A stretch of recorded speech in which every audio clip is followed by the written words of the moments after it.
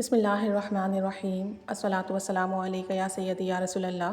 وعلی آلک و اصحابک یا نور اللہ اللہم صلی علی محمد وعلی محمد۔ درود شریف استغفار کا ورد اپنی زندگی میں ایڈ کریں، انشاءاللہ عز و جل انشاءاللہ عز و جل بڑا کرم اور فضل ہوگا۔ کوانٹٹی سے زیادہ کوالٹی پہ فوکس کریں کہ آپ پڑھ رہے ہیں تو کیسے پڑھ رہے ہیں، کن کن نیتوں کے ساتھ پڑھ رہے ہیں جس وقت اس وقت کیفیت کیا ہے۔ یہ معاملات جتنے درست ہوتے جائیں گے آپ کی زندگی بھی اتنی بہتر ہوتی چلی جائے گی انشاءاللہ عز و جل۔ ابھی ایک بہن کا فیڈ بیک آیا تھا اور وہ بتاتی ہیں کہ یہ استغفار کی میریکل اسٹوری ہے، اور وہ کہتی ہیں کہ یہ بھائی بتاتے ہیں کہ ان کے مالی حالات بہت خراب تھے۔ اصل میں یہ ایک جگہ جاب کرتے تھے، 12,000 روپے سیلری تھی ان کی، اور اس میں یہ تھا کہ ان کے والدین الگ جگہ پہ رہتے تھے اور یہ نوکری کی وجہ سے الگ جگہ پہ رہتے تھے،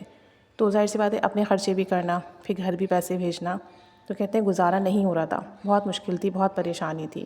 انہی حالات میں، انہی پریشانی میں گھرے ہوئے تھے کہ ان کی یہ نوکری بھی چلی گئی۔ اب جب ان کی یہ نوکری چلی گئی تو گھر پیسے بھیجنے کے لیے، اپنے اخراجات کے لیے قرضہ لینا پڑ رہا تھا۔ اب قرضہ لے رہے تھے اور کوئی نوکری بھی نہیں مل رہی تھی، کوئی کام بھی نہیں لگ رہا تھا، دن اور رات بہت پریشانی میں تھے، حتیٰ کہ کہتے ہیں میں ڈپریشن میں چلا گیا، اور میں اپنے گھر کی جس کمرے میں رہتے تھے اس کمرے کی چھت کو گھورتا رہتا کہ حالات کیسے ٹھیک ہوں گے، کام کیسے ملے گا، اور میں گھر پیسے کیسے بھیجوں گا، اپنے اخراجات کیسے پورے ہوں گے۔ دن اور رات یہی سوچتے رہتے کہ میری کون سی غلطی ہے، کون سی کوتاہی ہے، کون سا گناہ ہے جس کے سبب میں اس مشکل میں آ گیا ہوں کہ میرا رزق تنگ ہو گیا ہے اور مجھ پر رزق کے دروازے نہیں کھل رہے۔ کہتے ہیں کہ انہی حالات میں، انہی پریشانی میں مبتلا تھے، راتوں کی نیندیں پوری اڑ گئی تھیں۔ کہتے ہیں کہ پوری پوری رات جاگتے رہتے اور یہی سوچتے رہتے، جس جگہ بھی کام کے لیے جاتے، جہاں بھی نوکری کے لیے جاتے، ان کا سلسلہ نہیں بنتا۔ کہتے ہیں کہ انہی حالات میں زندگی گزر رہی تھی کہ یہ نماز مغرب ادا کرنے کے لیے مسجد گئے اور نماز پڑھ کے وہیں بیٹھے ہوئے یہی ساری باتیں سوچ رہے تھے کہ اب میں کیا کروں، زندگی کیسے چلے گی، خرچے کیسے پورے ہوں گے، قرضے کیسے ادا ہوں گے، کہ مولوی صاحب نے وہاں نماز کے بعد جو استغفار کی فضیلت پر بیان کیا اور استغفار کی برکات کے بارے میں بتایا، اور یہ بھی کہا کہ استغفار آپ جب بھی کریں دل سے کریں، آپ کے دل میں ندامت ہو اپنے گناہوں کو لے کر، کوتاہیوں کو لے کر، اور اگر آپ کو گناہ اور کوتاہی نہیں بھی سمجھ میں آتے نا جب کبھی آپ استغفار کرتے ہو، تو آپ یہی سوچ لیا کرو کہ میں نے کتنا وقت ضائع کر دیا اپنی زندگی کا، جن لمحات میں نے اللہ کا ذکر نہیں کیا، اللہ کی تسبیح بیان نہیں کی، میں نے کوئی اچھا کام نہیں کیا، وہ بھی تو غفلت میں ہمارا جو ہے ٹائم نکل گیا نا۔ تو ہمیں استغفار کرتے وقت یہ بھی سوچنا چاہیے کہ یار اب جو ہمارا ٹائم زندگی کا غفلت میں گزر گیا، میں اس کی طرف سے بھی استغفار کرتا ہوں۔ تو بہرحال وہ مولوی صاحب کہتے ہیں کہ استغفار رزق کے دروازے کھولتا ہے، لیکن استغفار توجہ اور دھیان سے کریں،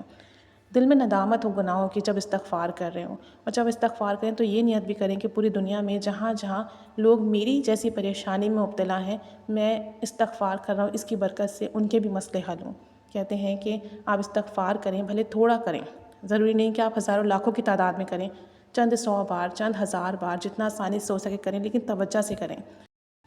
آپ کا دل متوجہ ہو، آپ کے اندر ندامت ہو، اس طریقے سے استغفار کریں گے تو اس کا فیض بہت ملے گا۔ کہتے ہیں کہ ان صاحب کو یہ بات بڑی لگی اور انہوں نے استغفار کرنا شروع کیا، فارغ تھے، کوئی کام نہیں تھا، استغفار کرنے لگے توجہ دھیان سے، اور رو رو کر اپنے گناہوں کی معافی مانگنے لگے۔ کہتے ہیں کہ کچھ وقت گزرا، جب یہ ایک دکان پہ کام کی نیت سے گئے کہ مجھے کوئی کام مل جائے، تو اس دکان والے نے ان کو رکھ لیا، اور جو بھی ان کا کام وغیرہ تھا یہ بڑی ایمانداری سے، اور جو بھی ذمہ داری ان کو دی گئی تھی اس شاپ پر یہ کرتے تھے، اور جب فارغ ہوتے تو تسبیح لے کر استغفر اللہ کا ورد کرتے توجہ دھیان سے، دل لگا کر۔ کہتے ہیں کہ وہاں جو شاپ کیپر تھا ان کا ایک دوست تھا جس کا اپنا کاروبار تھا، اور وہ ان سے ملاقات کے لیے آتا تھا کاروباری سلسلے میں یا غالباً کسی بھی سلسلے میں، وہ ان کے تمام ایکٹیویٹیز نوٹ کرتے تھے کہ ایماندار ہیں، توجہ سے کام کرتے ہیں، اور جو ہے کسی بھی طرح کے کام کے اندر کوتاہی نہیں ہوتی۔ بڑا متاثر ہوا ان سے۔ کچھ ٹائم کے بعد اس بندے نے، جو ان کا دوست تھا، انہیں آفر کر دی کہ آپ میرے ساتھ آئیں، میرا کاروبار ہے، کاروبار وسیع ہے، مجھے ایماندار لوگوں کی ضرورت ہے جو میرا کاروبار دیکھ سکیں۔ اور کہتے ہیں کہ انہوں نے کچھ ذمہ داریاں وغیرہ بھی ان کو دیں، اور انہوں نے باخوشی ان کی آفر ایکسیپٹ کر لی۔ کہتے ہیں کہ پہلے میری جو جاب تھی اس میں 12,000 میری سیلری تھی، اور یہاں جو انہوں نے آفر کی وہ 25,000 ان کو آفر کی، 25,000۔ کہتے ہیں کہ یہ بہت خوش ہوئے، ڈبل انکم ہو گئی، گھر خرچہ بھیجنا بھی آسان ہو گیا، اپنے اخراجات بھی آسان ہو گئے، جو قرضہ تھا وہ اتارنا بھی آسان ہو گیا۔ کہتے ہیں کہ کچھ ٹائم کے بعد انہوں نے اپنا ہی کاروبار انیشیٹ کیا انہی کی ہیلپ سے،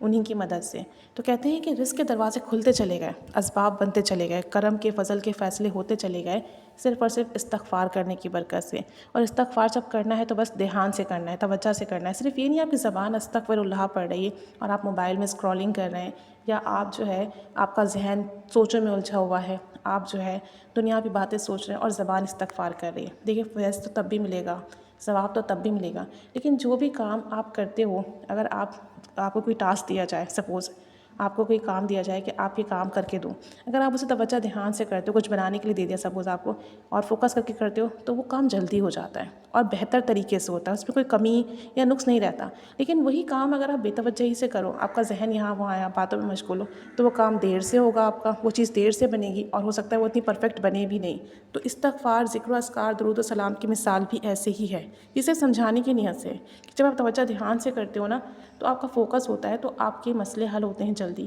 فیض جلدی ملتا ہے، تاثیر جلدی ملتی ہے۔ اور اگر آپ توجہ دھیان سے نہیں پڑھتے ہو، آپ کی سوچیں یہاں وہاں ہیں، آپ دنیاوی چیزوں میں انوالو ہو، تو تب بھی فیض ملے گا، کام تب بھی بنیں گے، لیکن پھر ڈیوریشن لانگ ہو جائے گی، تھوڑا وقت لگ جائے گا۔ تو جب بھی پڑھیں استغفار، حضوری قلب کے ساتھ پڑھیں، توجہ سے پڑھیں، گناہوں پر ندامت کر کے پڑھیں، رو کر پڑھیں، سچی توبہ کی نیت سے پڑھیں۔ جتنے لوگ دنیا میں اس وقت پریشان ہیں ان کی نیت کر کے بھی پڑھیں تو بہت جلدی کام بنیں گے انشاءاللہ عز و جل۔